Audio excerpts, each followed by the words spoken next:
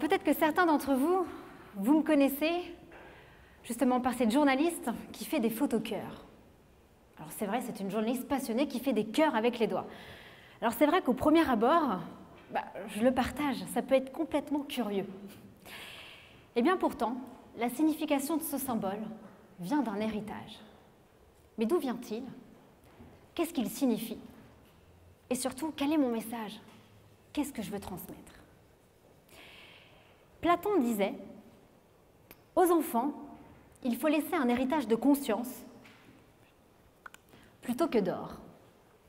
Eh bien moi, mon héritage de conscience est parti d'une drôle de babysitter. J'ai été élevée et bercée par le plus cool des professeurs de développement durable. Quand vous pensez à Michael Jackson, ça vous évoque quoi?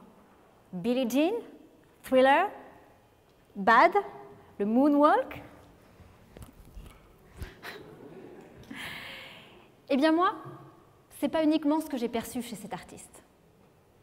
Il m'a transmis ses engagements à travers ses clips complètement choquants et ses paroles, dans lesquelles il dénonçait la destruction de la planète, notamment la déforestation, la destruction de notre biodiversité, notamment les massacres qu'on peut faire aux éléphants avec le marché de l'ivoire, mais également toutes les tyrannies engendrées par les guerres et les crises. Son urgence, c'était de soigner la planète. Heal the world. Vous vous souvenez? Alors bien évidemment, au départ, je n'ai pas tout de suite compris la profondeur de ces messages. J'étais haute comme 3 pommes, et pas du tout encore bio ni équitable. Mais son héritage a marqué mon inconscient. Et surtout cette phrase, si tu veux changer le monde, commence par changer la personne dans le miroir. Ça vous parle? Eh bien, est-ce que ça vous est déjà arrivé de prendre une décision en suivant votre instinct, en écoutant votre cœur? Eh bien, c'est ce que j'ai fait à 26 ans. Je n'ai pas du tout continué mon poste de journaliste dans une rédaction et je suis partie en quête de sens. Et j'ai commencé à me regarder dans le miroir, mais cette fois-ci, pas pour danser. Et je suis partie en quête de sens et j'ai commencé à me poser des questions. À quoi je sers? Qu'est-ce que je fais là? Et face à mon miroir, qu'est-ce que je peux faire? Et c'est là que les choses se sont enchaînées pour moi, avec 2 bouleversements majeurs dans ma vie. Le premier, il est venu de mon désir d'aller sur le terrain, du passer du clip à la réalité, c'est-à-dire partir en mission humanitaire.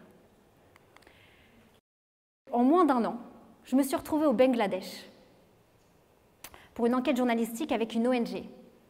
Et c'est là que j'ai été immergée dans les camps de réfugiés, des apatrides Rohingyas, que vous devez connaître. Je ne vous le cache pas, cette mission m'a profondément touchée, bouleversée et marquée à jamais. Mais si je vous en parle ce soir, j'en ai des frissons, c'est aussi parce que cette mission m'a sauvé la vie. En fait, avant de partir, j'ai dû faire une visite médicale. Et là, on me décèle un souffle au cœur. Un souffle au cœur? Mais c'est pas grave, je pars quand même en mission, madame. De retour, je vais voir un cardiologue, pour la première fois de ma vie. Et là, il m'annonce que j'ai le cœur qui a une taille anormale. Alors, je savais déjà que moi-même, j'étais pas normale, alors si en plus mon cœur s'y mettait. Et donc, du coup, je fais des analyses, je passe des examens. Conclusion, je dois me faire opérer d'urgence. Et quelques semaines plus tard, on me pose ça. Ce bijou de cœur. On appelle ça dans le jargon un parapluie médical. Et bien lui, aujourd'hui, il bouche le trou que j'avais entre mes 2 oreillettes. C'est le tissu manquant que je n'avais pas. Je suis née mal formée, en fait. Et même pas 24 heures après, je ressemblais à ça. C'est la photo que j'ai envoyée à mes amis. Il y en a quelques-uns qui sont dans la salle, ils s'en souviennent, avec leur bracelet au poignet. Mais alors que faire maintenant, dans cette nouvelle vie, avec ce bijou de cœur? Eh bien, encore une fois, j'ai écouté mon cœur. Moi, j'ai été sauvée, j'ai été soignée, mais ce n'est pas le cas de tout le monde. Ce n'est pas le cas de beaucoup de monde, ni de la planète. Alors j'ai décidé cette fois d'aller au-delà que d'être consciente. J'ai décidé d'agir à mon échelle, à ma modeste échelle. Et c'est à partir de ce moment-là que l'héritage de Michael Jackson s'est révélé être de façon consciente dans ma vie. Je suis devenue une journaliste green and positive pour notre planète, qui, comme vous le savez, est aussi belle que fragile. Ça veut dire quoi? C'est moi qui me suis auto-proclamée green and positive. Beaucoup d'imagination après ça. Green, ça veut dire quoi? C'est prendre conscience qu'il faut protéger notre magnifique planète, qu'il faut militer pour le respect de la nature, qu'il n'y a pas d'humanité sans environnement, que l'homme est interdépendant de la nature, ce n'est pas le contraire. Donc être green, être écologiste, c'est une pensée logique pour la survie de l'humanité. C'est respecter notre nature, notre maison mère.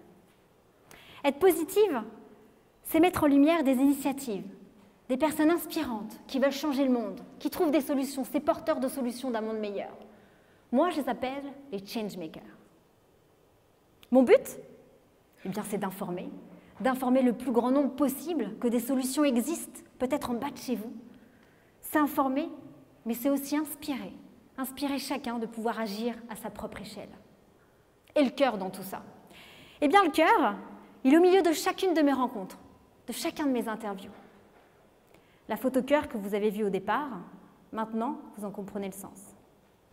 Et je l'ai fait avec des centaines et des centaines de personnes à travers le monde, avec des figures spirituelles, des humanistes, des écologistes, des scientifiques, des explorateurs, des aventuriers, des entrepreneurs sociaux, des enfants. Et j'ai partagé, je continue de partager leur histoire sur mon blog, en radio, en télé, dans mon livre et dans des conférences comme celle-ci. D'ailleurs, avec vous ce soir, je vais vous raconter une histoire que je n'ai pas encore racontée. C'est l'une de mes dernières rencontres. C'était il y a quelques mois. Je suis partie en Éthiopie et j'ai fait la rencontre d'un petit garçon. Ce petit garçon, il m'a fait un cadeau d'une valeur inestimable. Il m'a offert une tomate. Et il ne savait même pas que j'étais végétarienne. Est-ce que vous connaissez Ecosia? Ecosia, c'est un moteur de recherche qui plante des arbres. Tout est possible avec les nouvelles technologies, vous êtes d'accord? Je suis partie en mission de presse avec eux, en voyage de presse. Et le but, c'était de voir l'impact des arbres sur les communautés rurales et voir comment ces communautés pouvaient vivre en autosuffisance grâce à ces arbres. Les arbres ont de nombreuses vertus, que vous connaissez sans doute, dont celui d'améliorer les cours d'eau. Alors je me suis rendue dans l'une de ces communautés. Là, on est à 1h30 d'Addis Abeba, au sud-est. Et là, sur cette colline qui s'appelle Gango Hill, j'ai pu voir que des arbres plantés sur cette colline a permis justement d'avoir des cours d'eau plus conséquents.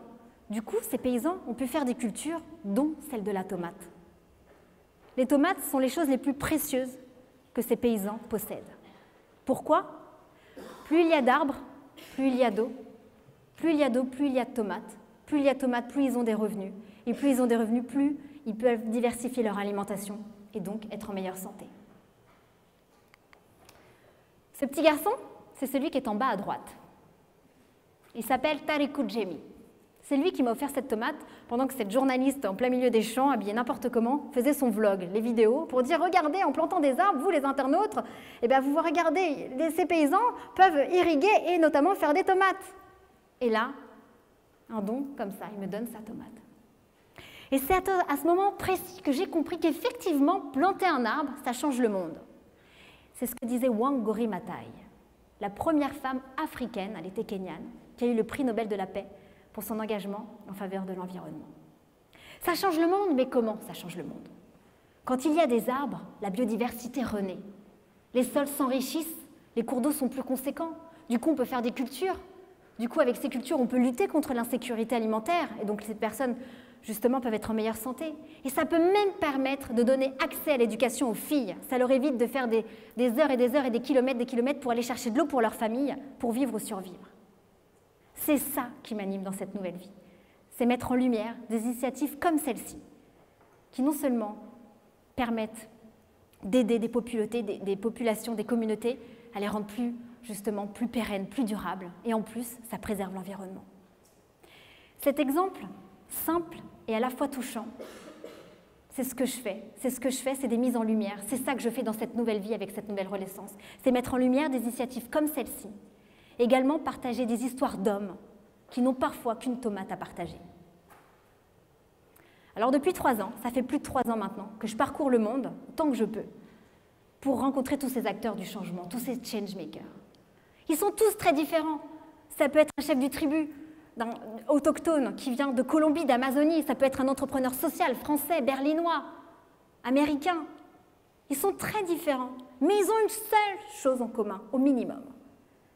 Ils ont pris conscience que l'héritage que nous allons laisser à nos futures générations dépend de chacun de nous, de chacun de nos faits et gestes au quotidien.